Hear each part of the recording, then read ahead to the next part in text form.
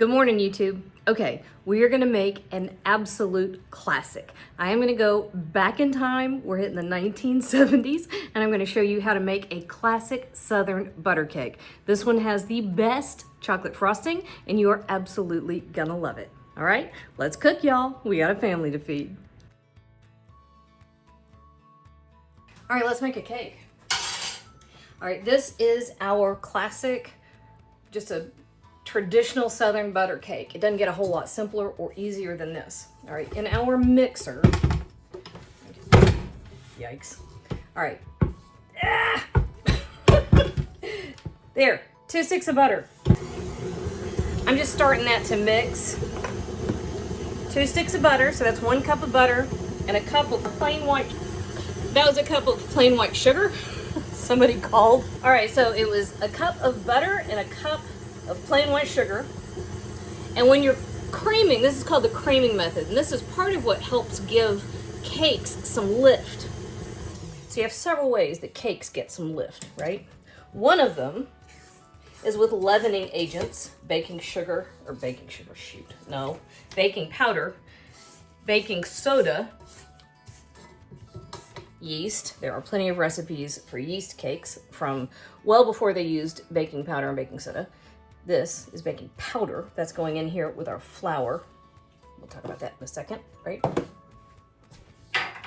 But another way you get some rise in your cakes is by beating together butter and sugar and doing it until your butter is going to get nice and airy. It's going to change color. It's going to get nice and pale. This has not gotten there yet. It's going to get nice and pale, and your sugar is actually going to dissolve, right? So give this some time. Don't hurry this. So I'm going to turn this on, and I'm just going to let it go, probably for about 5 minutes. I don't think you can quite see it. If I get too close, it won't show up. But if you taste it, you can taste the granularity of the sugar. You can feel it, right?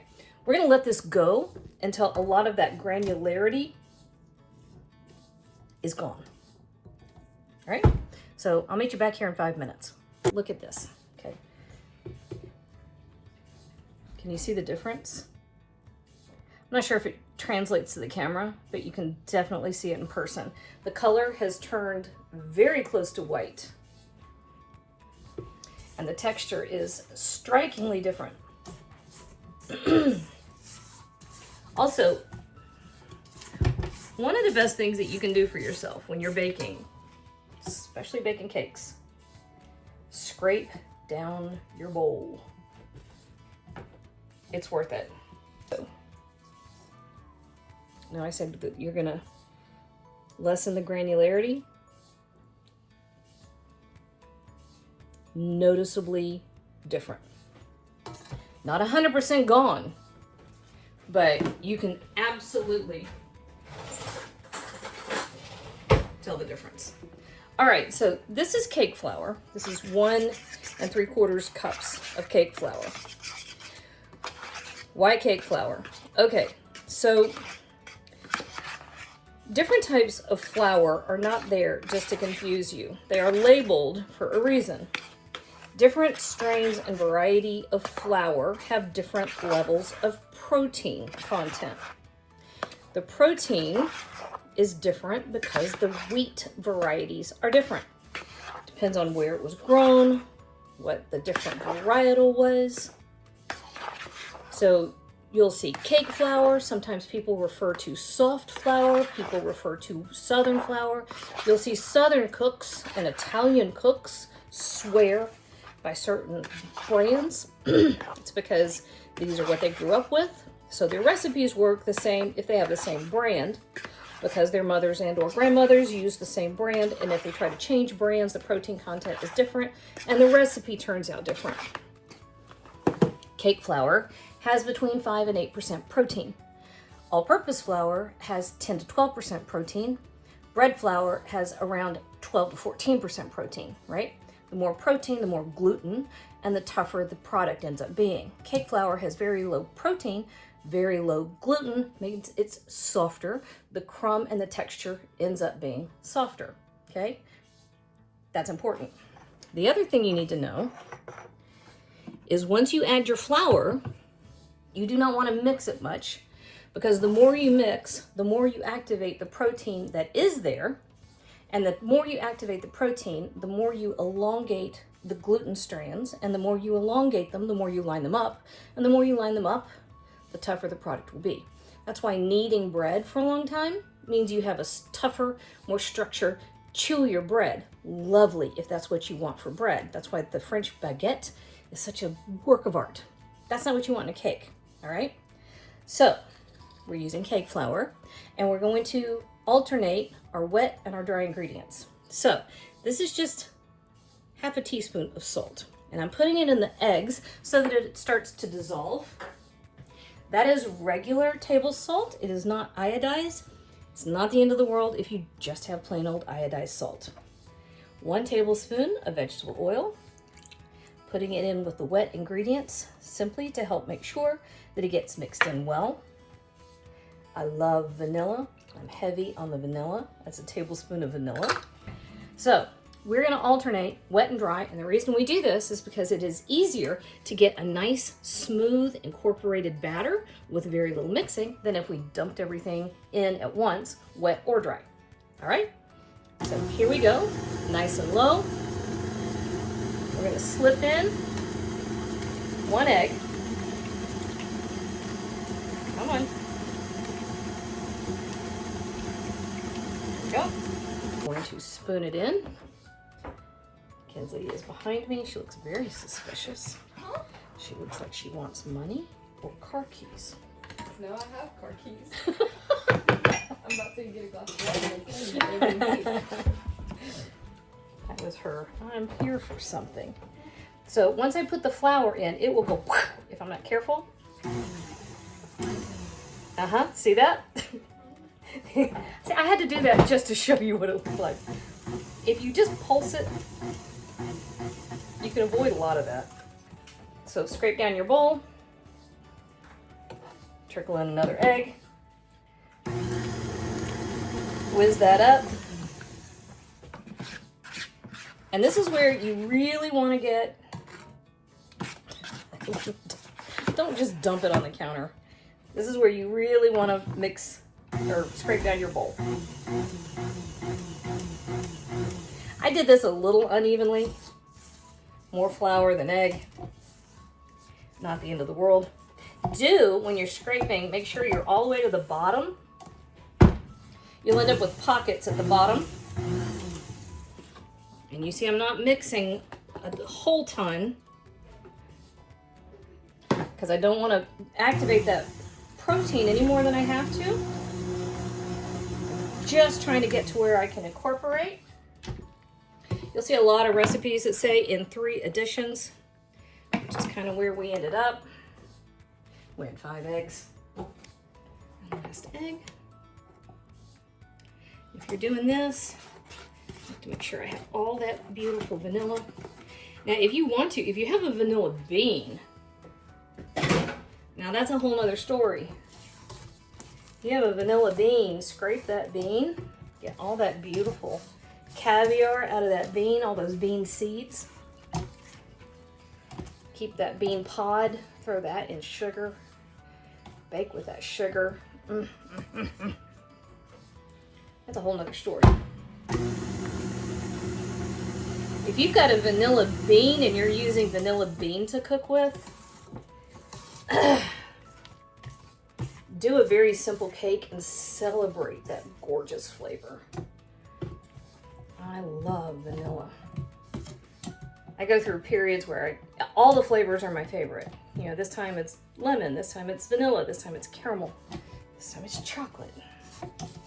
All right, so you saw how little we mixed that after each addition. And we scraped it down and we fully incorporated. We're giving it one more check to make sure. Across the bottom, we're checking, and we're good. See, here we go. Cake pans.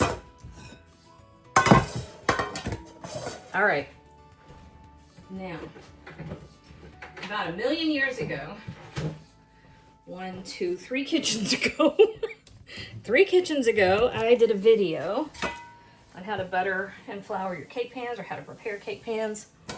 I swear it was probably about 800 videos ago. I should do a new one.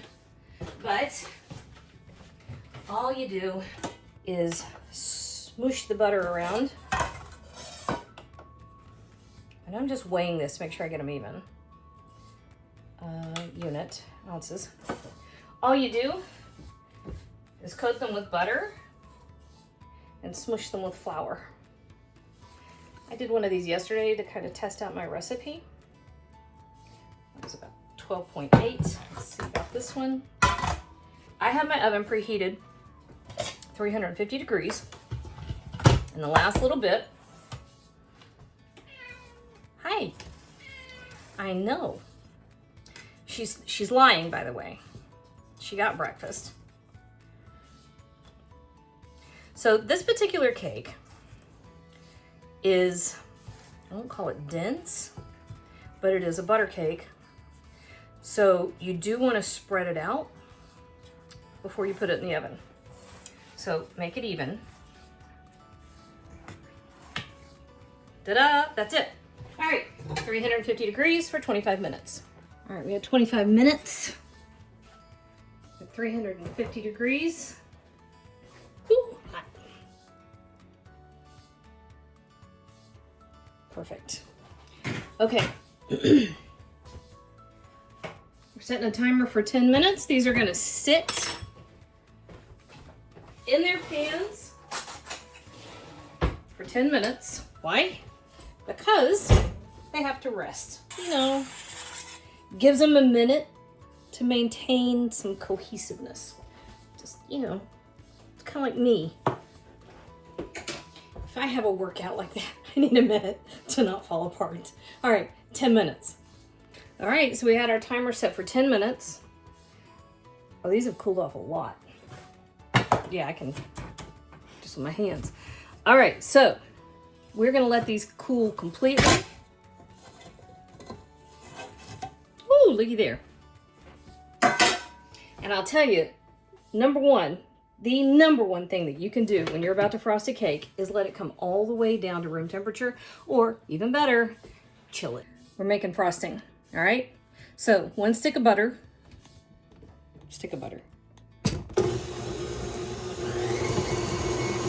And this is about as basic as icing can get. So we're just beating up this frosting. Nope, butter. It's butter. And in this bowl right here, that's 3 cups of powdered sugar and 2/3 cup of cocoa. And as soon as I combine these two, it's gonna cause an explosion. It's gonna go everywhere. So for that not to happen any worse than it absolutely has to, because it's gonna. Couple things. I can pulse this, and I can go ahead and add our liquids. 2 things. Let's see. I do want to include just a touch of salt. Doesn't have to be a ton. It's about 1/4 teaspoon, but you want a little bit. If you want to, with chocolate, if you want to include just a tablespoon or so of espresso powder or instant coffee, it really blooms chocolate. That's not what this one is about. This one's more about just nostalgia, really. So I'm not going to do it here, but that's a great addition. I do have a tablespoon of vanilla. I'm not going to hate you if you use imitation vanilla, by the way. And I think when I wrote the recipe, I said 6 tablespoons of milk. I don't know what I have in here, really. I just put some. So this is a 1/2 cup measure, and it was not even half full. So that's how exact I am. So I'm just gonna pulse this because I'm trying not to explode it all over my kitchen. And I'm gonna get it just to where it's not gonna explode, which takes, you know, a few seconds. And then I'll probably add some more liquid. I may even get some more out of the fridge. until it's the right consistency. And you know it when you see it. You know, and I'm gonna beat it until it's smooth and creamy. And this is another one of those times when you wanna, see, it's not, you wanna scrape down the sides of the bowl.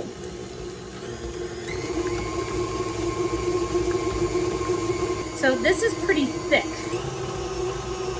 And I want it more fluffy. The other reason why you want more fluffy, I'm gonna grab some milk, is because the stiffer your icing is, frosting, icing, same thing.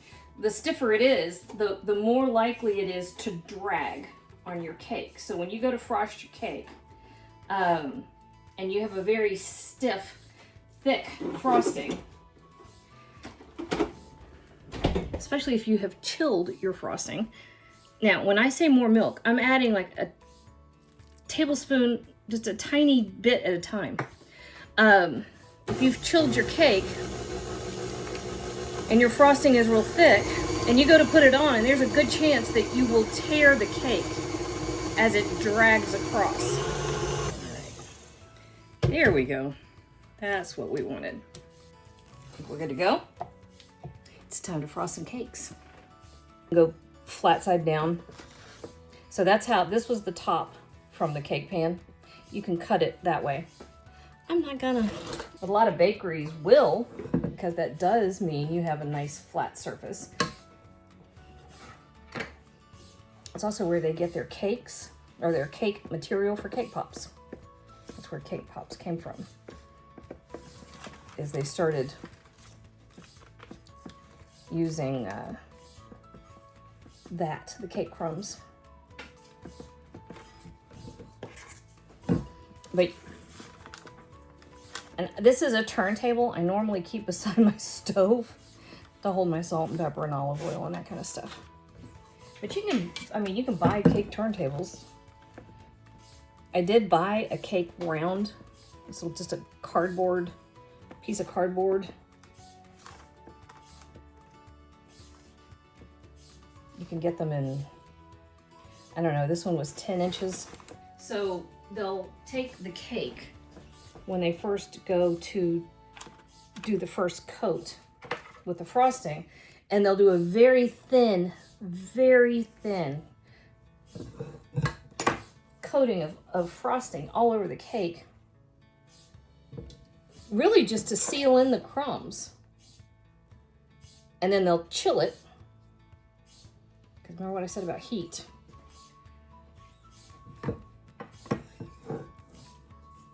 And then they come back after that's nice and chilled, and they'll do another round of frosting.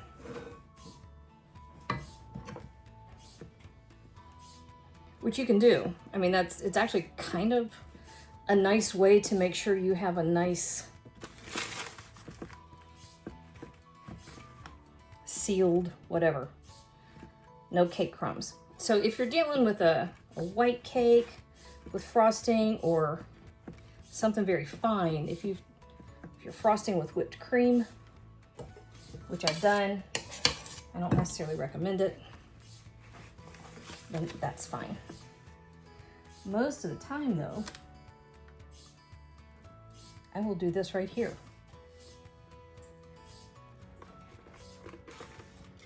And often I will put just enough frosting in a pastry bag with a tip